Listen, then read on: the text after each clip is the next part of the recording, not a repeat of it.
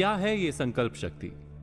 इसे समझने के लिए मैं आपको एक उदाहरण देता हूं।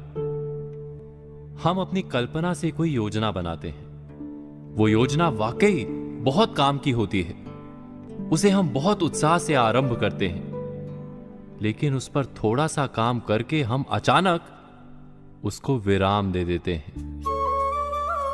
ऐसी अनेक आधी अधूरी योजनाएं आपके पास भी होंगी, जिन्हें आपने पूरे जोर शोर के साथ आरंभ तो किया, लेकिन उसे उसके परिणाम तक नहीं पहुंचाया। और पूरी कल्पना, पूरी योजना एक नाकाम सोच के रूप में सामने आती है। आपने कभी विचार किया है कि ऐसा क्यों होता है? ऐसा मात्र कार्य में संकल्प शक्ति के अभाव के कारण होता है। हम कार्य आरंभ करते समय अपनी संकल्प शक्ति पर विचार नहीं करते। भावुकता के साथ काम का आरंभ तो कर लेते हैं, लेकिन उसको निरंतर संचालित करने की क्षमता पर विचार नहीं करते। यही नहीं, हम उस काम में अपनी रुचि, दक्षता और कौशल्य पर भी विचार नहीं करते। बस कल्पना अच्छी लगती है और हम उस काम को करने का निर्णय कर लेते हैं। ऐसा जब जब और जहां जहां होगा, कार्य अधूरा छूटेगा ही, क्योंकि कार्य वही पूर्ण होता है जहां कौशल्य पूर्ण लगन, तब पूर्ण रुचि और संकल्प शक्ति का सही मेल हो। जहां भी इन तीन या इनमें से किसी एक का भी अभाव होगा, तो वो योजना कितनी भी बढ़िया, कितनी भी लाभप्रद हो, परिणाम कुछ नहीं निकलेगा। ठीक वैसे ही जैसे किसी रोग को दूर करने के लिए सही परहेज, उचित आराम और सही दवाइयों की आवश्यकता होती है। आगे से किसी भी कार्य के आरंभ के पहले अपनी संकल्प शक्ति, लगन और रुचि पर अवश्य विचार कीजिएगा। आप निश्चय ही हर काम में सफल होंगे।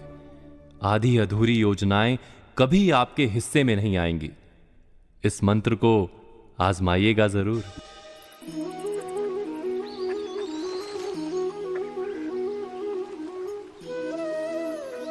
समय के आरंभ से ही मनुष्य को एक प्रश्न सदा पीड़ा देता है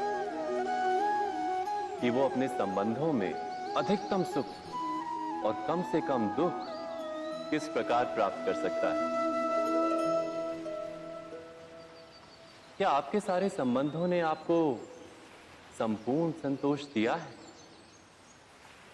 विचार कीजिए।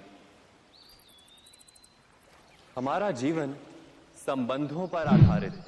हमारी सुरक्षा संबंधों पर आधारित है। इसी कारण हमारे जीवन के सारे सुखों का आधार भी संबंध है।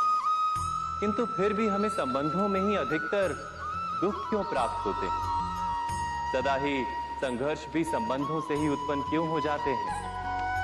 कभी विचार किया है? जब कोई व्यक्ति किसी अन्य व्यक्ति के विचार अथवा कार्य को स्वीकार नहीं करता, उसमें परिवर्तन करने का प्रयत्न करता है, तो संघर्ष जन्म लेता है। अर्थात जितना अधिक अस्वीकार, उतना ही अधिक संघर्ष, और जितना अधिक स्वीकार, उतना ही अधिक सुख। क्या ये वास्तविकता नहीं? यदि मनुष्य स्वयं अपनी अपेक्षाओं पर अंकुश रखे, अपने विचारों को परखे, किसी अन्य व्यक्ति में परिवर्तन करने का प्रयत्न ना कर स्वयं अपने भीतर परिवर्तन करने का प्रयास करे, तो क्या संबंधों में संतोष प्राप्त करना इतना कठिन? अर्थात क्या स्वीकार ही संबंध का वास्तविक अर्थ नहीं? स्वयं विचार कीजिए।